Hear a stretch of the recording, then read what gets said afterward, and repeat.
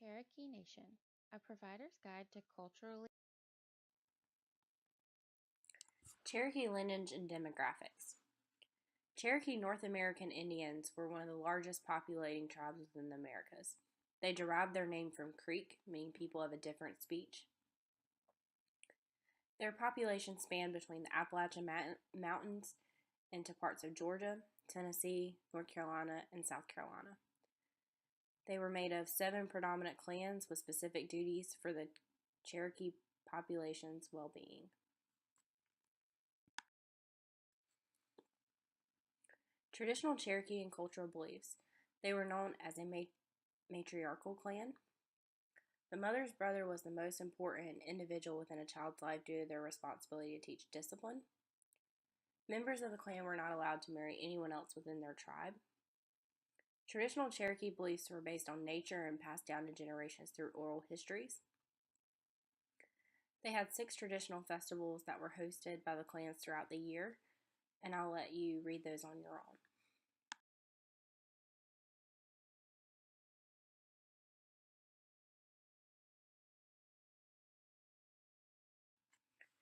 Values and beliefs. Traditional Cherokee nations consisted of red and white towns. Family was valued above all. Marriage was not allowed within your clan.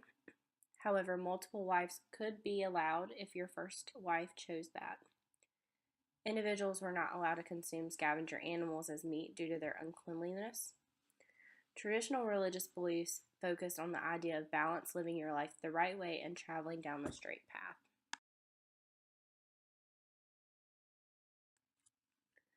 The 7 clans. The long hair was known as the Peaceful Clan. The Blue Clan was known about their ability to make medications for children. The Wolf Clan was the largest and was known as the Protectors.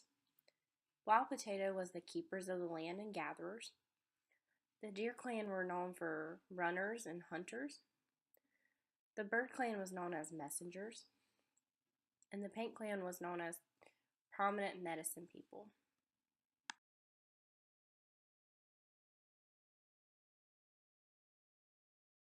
Social determinants of health. Education is identified as a social determinant of health for Cherokee Indians. It is found that relocation from traditional lands leads to fewer educational opportunities and can have an impact across generations on social economic status. There are lower high school and college graduation rates, supported by the statistics that 70.7% of Cherokee Indians graduated from high school compared to the 83.4% non-Hispanic. Additionally, there are 7% of Cherokee Indians who graduated with a bachelor's degree compared to the 21.7% from non-Hispanics. A vast difference between the two. The second identified social determinant of health for Cherokee Indians is income. There are fewer economic opportunities for women in the Cherokee Indian population. Additionally, a third of the population is living in poverty. This is supported by the median income for Cherokee Indians being $20,000 compared to non-Hispanic persons being $30,000. There's a higher poverty rate than those among non-Hispanic population as well. Additionally, there's twice the unemployment rate. Cherokee Indians are unemployed at a 12% rate compared to the 6.4% of non-Hispanic population. And finally, the low income is correlated to increased incidence of chronic disease, which also contributes to difficulties accessing healthcare, obtaining health insurance, and a greater risk of risky behavior. Healthcare and access to healthcare are identified as the third social determinant of health. Leading causes of death for Cherokee Indians in descending order are cardiovascular disease, substance-induced, accidental death, cancer, and diabetes. Additionally, there's a lower median age of the population. Cherokee Indians live to be a median age of 28 years old compared to 46 of the non-Hispanic population. This is an 18-year difference. Additionally, there's historical mistrust. Cherokee Indians feel providers are discriminatory and unfriendly towards them. They also perceive their negative attitudes and discrimination as reasons from preventing them from seeking care when needed. Exposure to violence and chronic stress are the fourth identified social determinant of health for this project. Domestic violence is a huge issue amongst the Cherokee Indians. Approximately 232 clients were served in 2011. Of the 2011 clients, 84% of those were American Indians. There additionally were 125 protective orders served in 2010 in Cherokee. 10% of this population also experiences child abuse. Traumatic experiences like child abuse and domestic violence have long-lasting implications, even when these experiences are experienced in utero. Traumatic experiences by one generation will cause risk factors for behavioral health and chronic disease in subsequent generations. Imagine the impact that'll have on your population. Finally, 22% incidents of crime since 2005 have occurred on the reservation.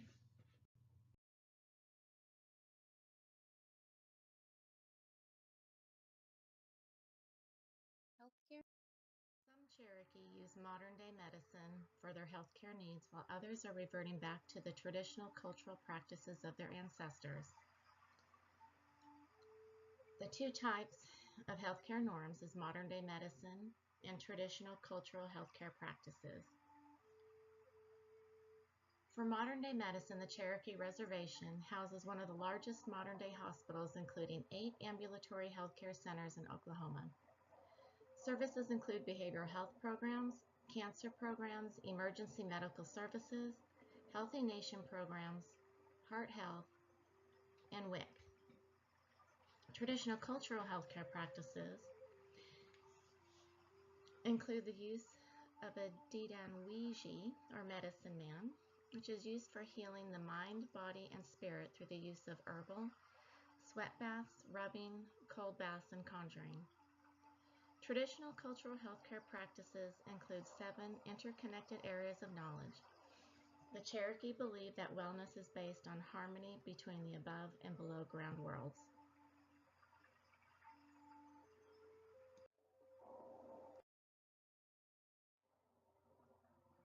Cherokee medicine was developed 3,000 to 4,000 years ago. Didanwiji is the medicine man or woman. Over 200 herbal formulas are used by the Didanwiji that is kept in a syllabary or ledger, along with the traditions and ceremonial practices used in healing with these herbs. The syllabary is strictly guarded and forbidden for anyone to read or study other than the Didanwiji or the apprentice. The Didanwiji may know up to 600 formulas, some kept within the ledger and others only known by memory. The words used for healing must be spoken or sung in the Cherokee language, or they have no value. The spirits, or little people, are mentors to the Didanwiji. The Didanwiji meet at the rock caves, where they share knowledge of healing practices. The Cherokee Indian believes that health or wellness is described as harmony between the mind, body, and spirit, and maintaining a harmonious balance between the above ground and below ground worlds. The above ground world contains the protective spirits of the humans and animals. These spirits help maintain the harmonious balance. The below ground world contains evil spirits that cause disaster and disorder. Cherokee medicine is a prevention-based system that incorporates the person as a whole. Witchcraft is still a common belief among the Cherokee Indians. The Didanwiji, or medicine man. The Didanwiji treats in a holistic manner. The focus is on the person as a whole. The focus is to cure the illness and help the people recover, not treat the symptoms.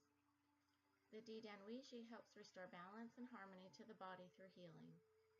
Healing is achieved by creating a potion or salve and performing a ceremony for holistic healing. Very few Didanwiji exist today, but remain an integral part of maintaining health among the Cherokee people. The Didanwiji chooses an apprentice to pass on the traditional healthcare practices of the Cherokee culture. The apprentice can be a man or woman. The training lasts for 15 to 20 years. He or she must master 7 interconnected areas of knowledge before becoming their own Didanwiji. The 7 areas of interconnected knowledge include physical medicine, dream work, language, myths and laws, ceremonies, the laws of nature, and conjuring. The health practices are herb treatments, sweat baths, rubbing, cold baths, and bleeding. Herb treatments include herbal medicines provided by nature. Sweat baths are huts that are used as hothouses where herbs were steamed on hot rocks. The medical aromas were used to cure severe illnesses. Rubbing is the practice consisting of rubbing on the abdomen with the finger or palm of the hand to help pain. It is also used in snake bites by rubbing in the opposite direction of the coiled rattlesnake and blowing on the site. Cold baths. This practice is use the river as a means of cleansing. And bleeding consisted of scratching the skin, rubbing the medicine on the blood, and using a cup as a suction device to draw out rheumatism. The 7 areas of interconnected knowledge are herbal medicine, the knowledge of 400 to 600 plants and the ceremonial use of the herbs and the plants' personality. Physical medicine is the knowledge of massage, use of persman, wood stompers, moxibustion, minor surgery, and midwifery. Dream work is to interpret dreams and use them for growth, healing, and knowledge. Language, myth, and laws is to speak the Cherokee language to know the myths and laws as they give meaning to the world and help us understand life. Ceremonies, to know the 7 yearly ceremonies and 6 which mark important yearly cycles. Laws of nature, the interrelation between men, women, the sun, moon, animals, water, fire, and earth. Conjuring is the ability to conjure up spirits to assist in healing. Once healed, it is custom for the Didanwiji to reintegrate the person back into the family, community, and earth. Cherokee beliefs include that good is rewarded and bad is punished. Therefore, when unexplained events occur, it is believed that someone is using evil, medicine, or witchcraft. There are 2 types of witches. There are ordinary and killer. Ordinary witches are to be feared more as they are hard to detect and can deceive a medicine person to create the wrong medicine. One famous killer witch still spoke of today is Ravenmocker. Ravenmocker was feared by both ordinary witches and Cherokee. The Ravenmocker would take the spirits of the sick or dying and eat the heart to extend its own life.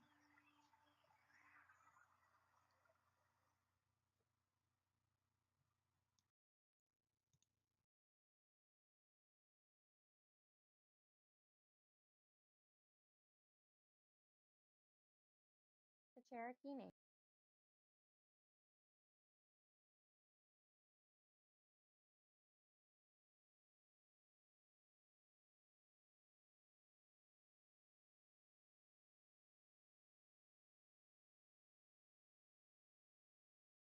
The Cherokee Nation's Health Crusade.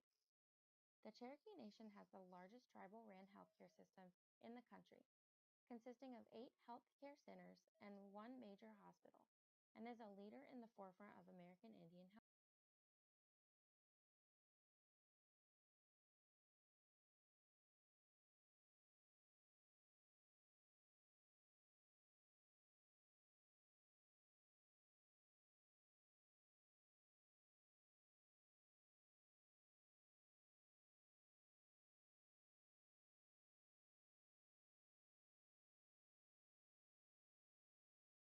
The Cherokee Nation Health Initiatives.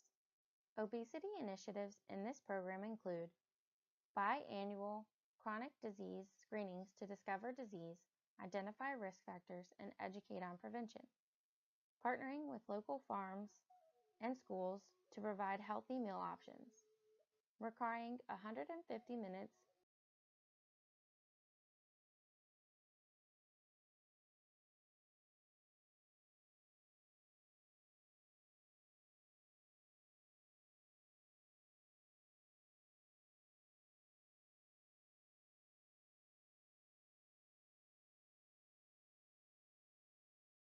initiatives continued.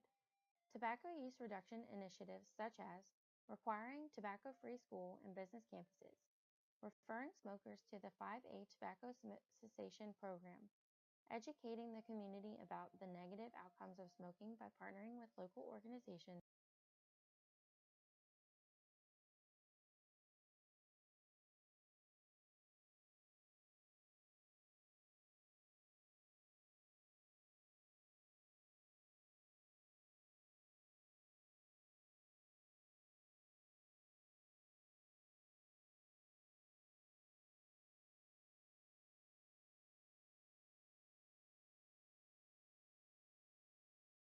the Hepatitis C Initiative. In 2015, the Cherokee Nation became the first tribe to ever initiate a hepatitis C identification, prevention, and eradication program with the funding from the CDC. Thus far, they have screened 40,000 community members with a goal of 80,000 by 2018. This program has successfully led to the identification of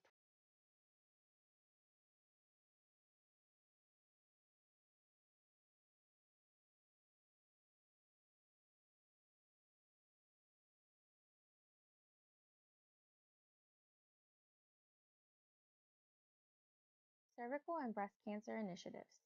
The Cherokee Nation participated in a 5-year study from July 2011 to June 2016, funded by the CDC's National Breast and Cervical Cancer Early Detection Program.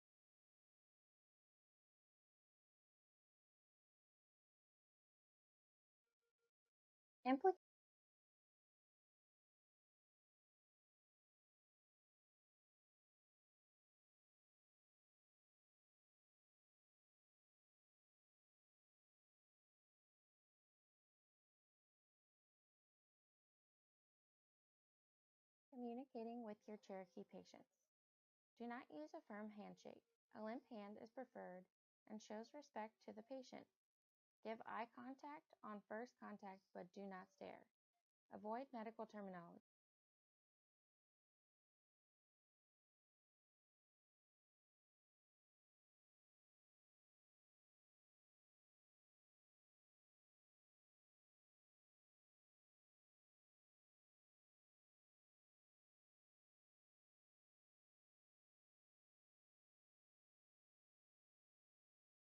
The importance of mortality-morbidity rates. Knowing the stifling mortality trends for this population, which can help you direct your care and education. Male American Indians typically have much shorter lifespans, with 23% dying before age 34, when compared to 15.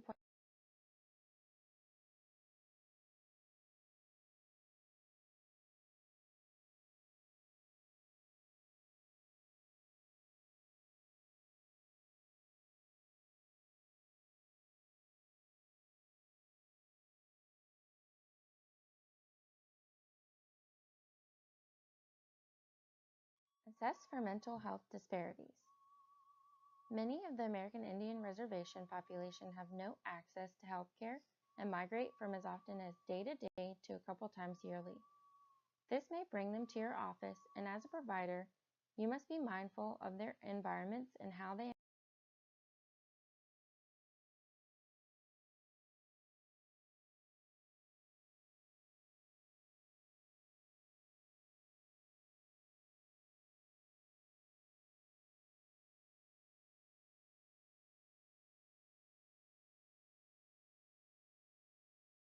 understanding triggers, bias, and barriers. Determine any cause of grief or trauma that may have occurred for the patient in their community or to their community. Some patients may be suffering from historical trauma, which is a cumulative emotional and psychological